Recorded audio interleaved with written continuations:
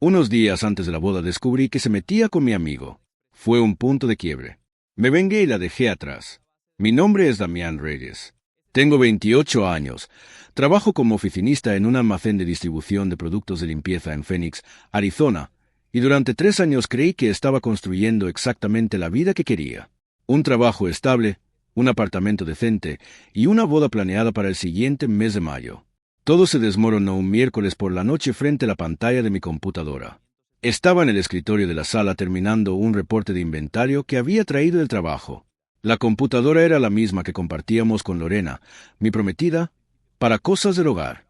WhatsApp Web estaba abierto en el navegador porque Lorena lo usaba durante el día para hablar con sus amigas mientras trabajaba desde casa esa mañana.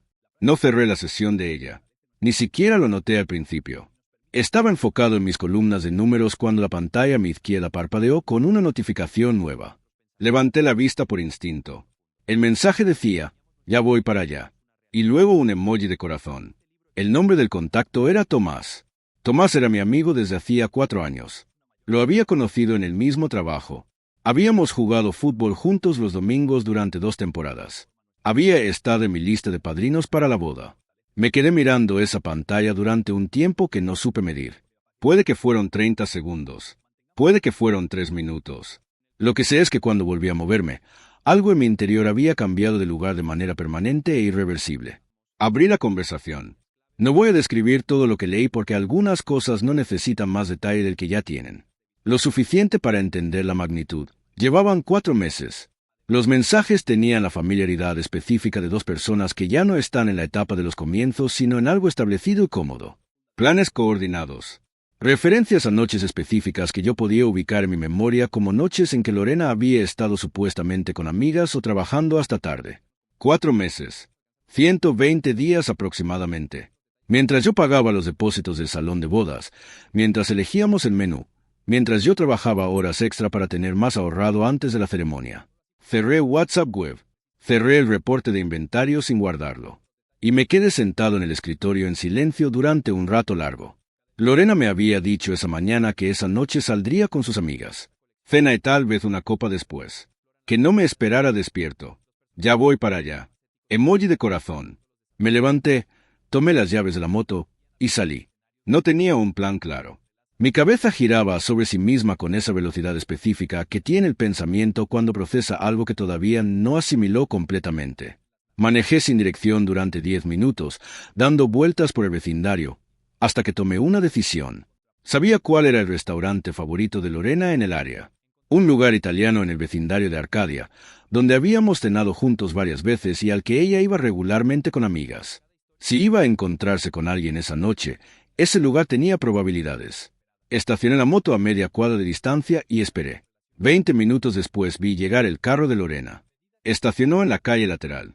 Bajó con ese vestido azul marino que yo conocía, el que usaba cuando quería verse bien sin parecer que se esforzó demasiado. 5 minutos después llegó Tomás. Los vi entrar juntos. Me bajé de la moto. Crucé la calle. Me acerqué a la ventana lateral del restaurante lo suficiente para ver sin ser visto. Tenían una mesa junto a la ventana del fondo, lo cual en otra circunstancia habría sido irónico porque Lorena siempre pedía mesa junto a la ventana cuando salíamos nosotros. Los observé durante varios minutos.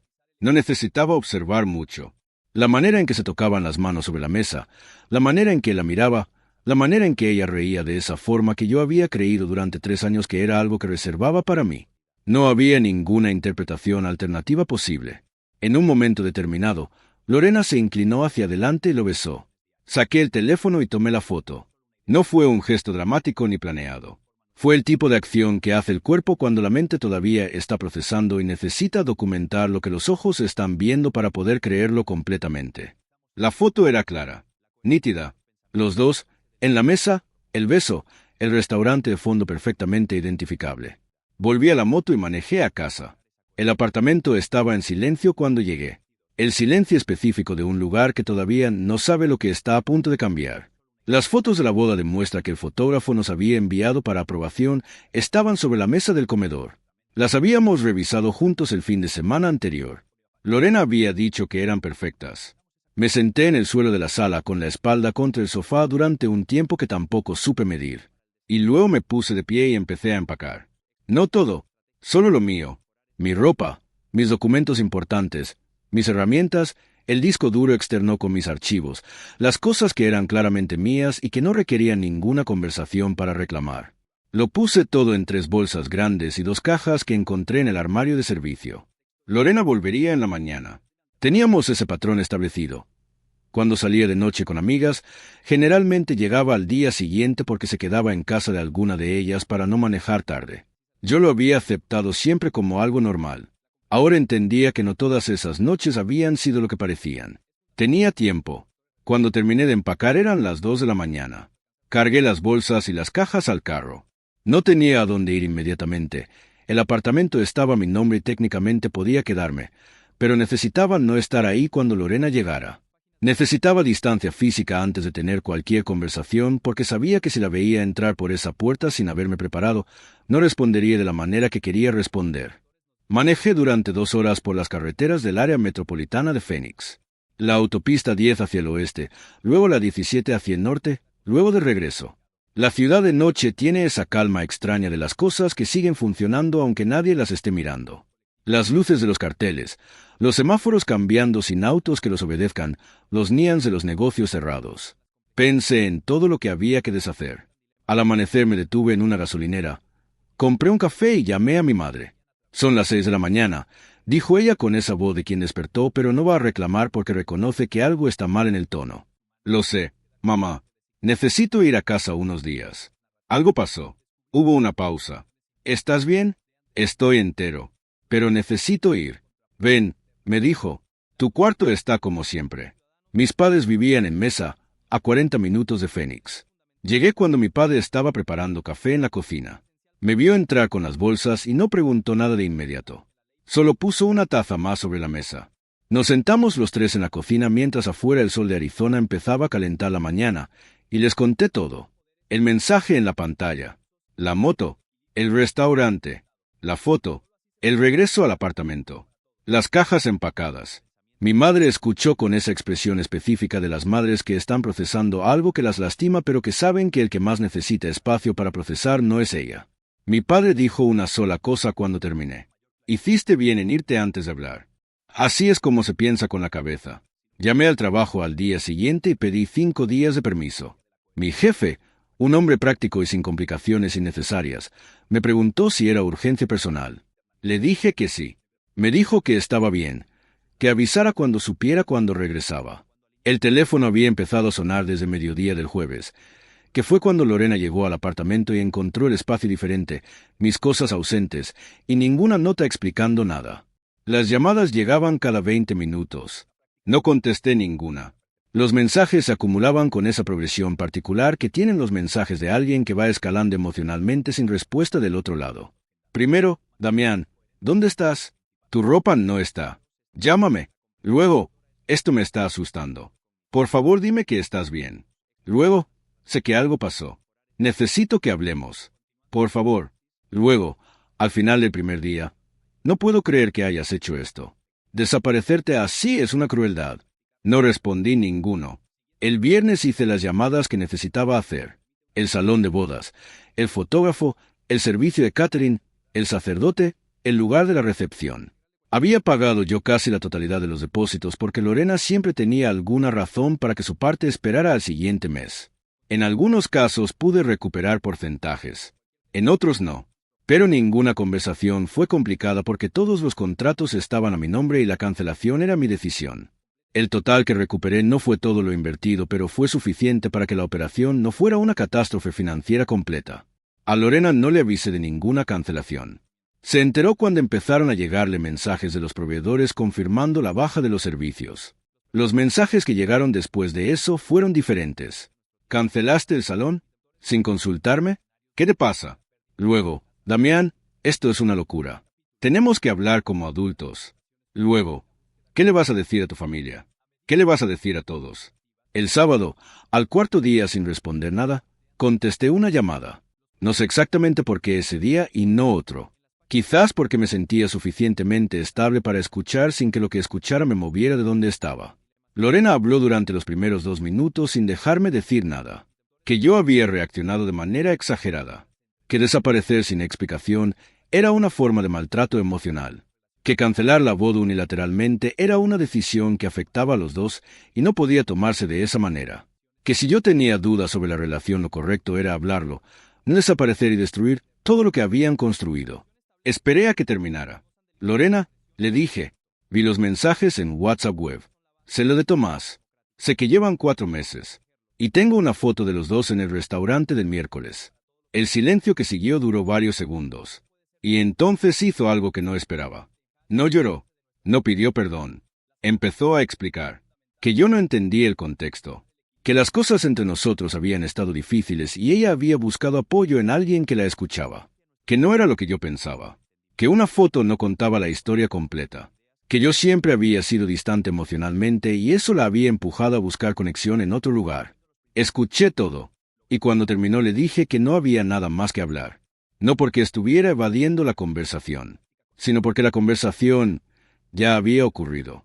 La conversación real había ocurrido en WhatsApp web, en el restaurante italiano, en 4 meses de decisiones que ella había tomado sola. Lo que me estaba ofreciendo ahora no era una conversación, sino una renegociación de los términos de una realidad que ya existía. Y yo no tenía ningún interés en renegociar. Colgué. Lo que hice después es la parte de esta historia sobre la que he pensado más. No porque me arrepienta completamente, sino porque entiendo que no fue mi mejor momento y al mismo tiempo entiendo por qué ocurrió. Creé una cuenta en una red social que no uso habitualmente. Sin foto de perfil, sin nombre real, un usuario genérico.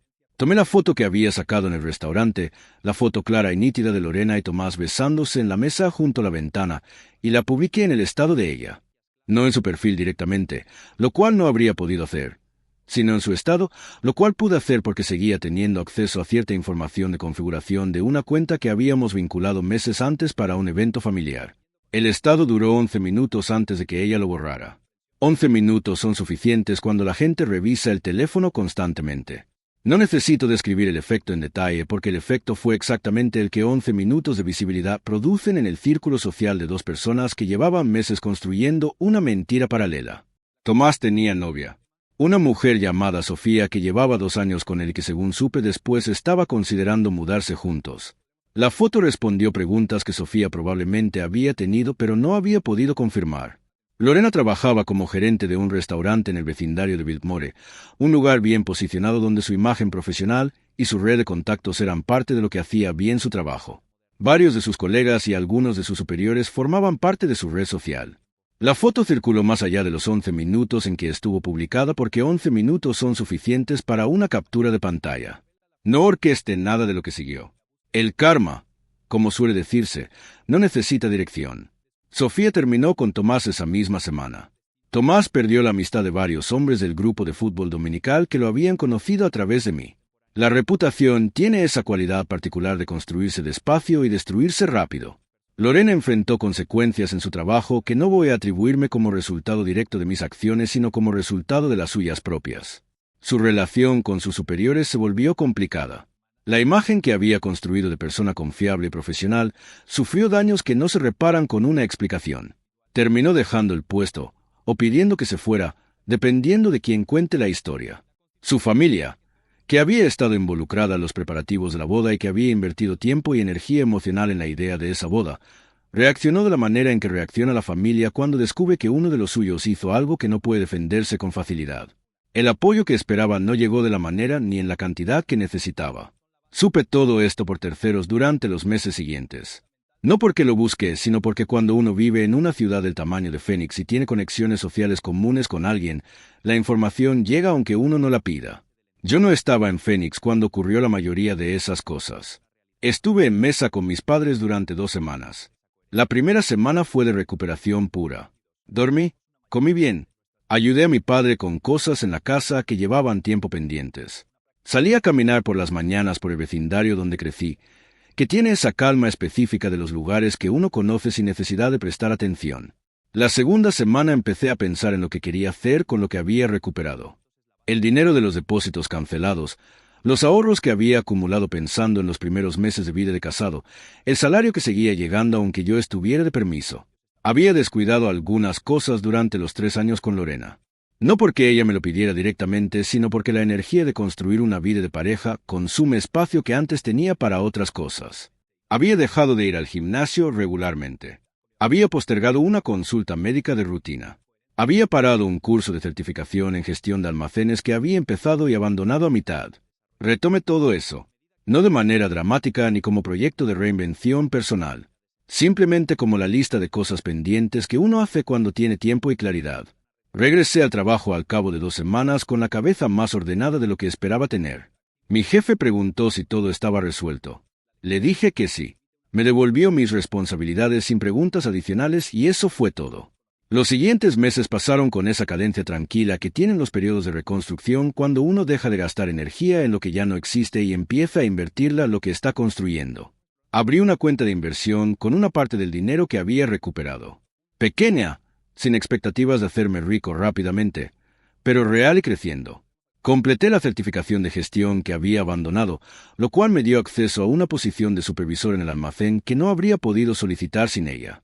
El aumento salarial que vino con esa posición no fue enorme, pero fue suficiente para que los números de fin de mes se vieran diferentes. La cena familiar donde conocí a Isabel ocurrió 8 meses después de todo lo anterior, en casa de mi tía Consuelo en el vecindario de Chandler, durante un domingo de octubre con ese calor que Arizona todavía regala en otoño, aunque el calendario diga otra cosa. Isabel era amiga de mi prima desde la universidad. Había crecido en Tucson y llevaba 2 años en Phoenix trabajando en una firma de contabilidad. Tenía 27 años y esa manera específica de estar presente en una conversación que hace que uno quiera seguir hablando no porque tenga que hacerlo, sino porque genuinamente quiere. Hablamos durante casi toda la tarde. Sobre trabajo, sobre Phoenix, sobre los lugares que conocíamos en Arizona y los que queríamos conocer. Cuando me preguntó por qué no había estado en las reuniones familiares de los últimos meses, le dije que había pasado por una situación complicada que ya estaba resuelta. Ella no preguntó más y ese detalle, esa capacidad de no empujar donde no es su lugar, me dijo algo sobre quién era. Nos intercambiamos números antes de que la tarde terminara. La amistad que siguió fue exactamente eso durante varios meses. Mensajes esporádicos, una salida en grupo con mi prima y otros amigos, una tarde en que ella necesitó que alguien le explicara cómo funcionaba una herramienta de software y yo sabía usarla. Sin urgencia, sin agenda, sin el peso de expectativas construidas demasiado rápido. Lo que fue desarrollándose entre los dos lo fue haciendo a su propio ritmo. Y ese ritmo tranquilo fue una de las cosas que más agradecí, porque después de lo anterior lo que menos necesitaba era algo que exigiera velocidad. Isabel sabía el esencial de mi historia antes de que empezáramos a salir formalmente. No todos los detalles, sino lo suficiente para entender que había habido algo difícil y que había pasado. Su respuesta cuando se lo conté fue característica de quienes. No drama, no preguntas innecesarias, solo la pregunta de si estaba bien ahora. Le dije que sí. Me creyó porque era verdad. Lorena me buscó una vez más durante ese periodo. Un mensaje directo en una plataforma que yo no revisaba frecuentemente, lo cual sugería que había intentado comunicarse por los canales normales sin éxito y había buscado alternativas. El mensaje era largo. Hablaba de arrepentimiento, de haber entendido cosas que no había entendido en el momento, de que la distancia le había dado perspectiva sobre lo que había perdido. Preguntaba si había alguna posibilidad de hablar. Lo leí completo. No respondí. No porque estuviera enojado, que ya no lo estaba, sino porque no había ninguna conversación que tuviéramos que tener. Lo que ella describía como perspectiva ganada con la distancia era simplemente la comprensión de las consecuencias de sus propias decisiones. Y eso era algo que ella necesitaba procesar, pero no conmigo. Supe por un conocido en común, varios meses después, que Lorena había tenido un periodo muy difícil, que había necesitado irse a vivir con su familia mientras reorganizaba su situación laboral y económica, que Tomás y ella habían intentado algo formal después de que sus respectivas relaciones terminaron, pero que no había durado, que había quedado en una posición donde las dos cosas que buscaba cuando tomó las decisiones que tomó, la estabilidad de su relación conmigo y la emoción de lo que tenía con Tomás, habían terminado sin ninguna de las dos. No lo celebré, pero tampoco lo lamenté. Era simplemente el resultado de una ecuación que ella había escrito con sus propias decisiones. Me casé con Isabel en abril del año siguiente. Una ceremonia en el jardín de mis padres en Mesa, con el sol de Arizona todavía gentil en primavera, con mi padre llorando discretamente en la primera fila y negándolo después igual que siempre, con mi madre organizando todo con esa eficiencia suya que hace que los eventos salgan bien aunque nadie entienda completamente cómo. No fue la boda que había planeado con Lorena. Era mejor, no porque fuera más grande o más costosa, que no lo fue, sino porque era completamente honesta. Dos personas que habían elegido estar ahí sin ninguna agenda paralela, sin ninguna conversación secreta, sin ningún corazón dividido. El supervisor del almacén donde trabajo estuvo en la ceremonia porque en los meses anteriores se había convertido en algo más cercano a un mentor que a un jefe. Trajo un regalo que era un libro sobre gestión financiera para parejas jóvenes, lo cual fue simultáneamente práctico y entrañable. Se lo de Lorena solo porque ese conocido en común todavía aparece esporádicamente y a veces menciona cosas sin que yo las pida. Lo último que supe fue que había encontrado trabajo nuevo en otra ciudad y estaba rearmando su vida desde cero. Lo que más mencionó ese conocido, con esa incomodidad específica de quien no sabe si la información es bienvenida, fue que Lorena seguía pensando en lo que había pasado, que en conversaciones que no tenían que ver con el tema llegaba de vuelta, que había una fijación que él describió como de alguien que no terminó de cerrar algo. Le agradecí que me lo dijera, y lo guardé en el mismo lugar donde guardo las cosas que ya no pueden cambiar nada pero que vale la pena saber. El cajón mental donde uno pone las lecciones ya aprendidas. Esa noche, Isabel y yo cenamos en el patio de nuestra casa en Chandler. Habíamos comprado la casa 4 meses antes. Tenía un patio con suelo de piedra y una bugambilla trepando por la pared del fondo que cuando florece en verano lo llena todo de un rojo que parece inverosímil. Le conté lo que me había dicho el conocido. Isabel escuchó completo. «¿Cómo estás con eso?», me preguntó. «Bien», le dije. «Completamente bien». Me miró para confirmar que era verdad y no diplomacia. Era verdad. Hay algo que aprendí de todo lo que pasó que no aprendí de manera inmediata, sino con tiempo y distancia. Lo que Lorena hizo me dolió profundamente. Las noches de los primeros meses lo confirman. Pero el dolor no fue solo por la traición. Fue por el tiempo, por la energía, por la versión de futuro que había construido mentalmente y que de repente ya no existía. Lo que no entendí en el momento, pero entiendo ahora, es que ese futuro imaginado, el de la boda de mayo y el apartamento compartido y los planes que hacíamos en la mesa del comedor, ese futuro habría sido construido sobre algo que ya tenía una grieta que yo no veía. La grieta no apareció el miércoles de los mensajes en WhatsApp. Estaba ahí antes. Y una vida construida sobre una grieta no es una vida sólida sin importar cuánto esfuerzo uno le ponga por arriba. Lo que tengo ahora no empezó sobre una grieta. Empezó sobre una conversación honesta en el jardín de una tía un domingo de octubre, y siguió construyéndose un día a la vez con una persona que no tiene ningún lugar secreto donde esconde una versión diferente de sí misma. Eso, al final, es lo único que importa. No el tamaño de la historia que uno vivió, sino la solidez de lo que queda cuando el polvo de esa historia se asienta. Y lo que quedó, en mi caso, es más de lo que tenía antes. Mucho más.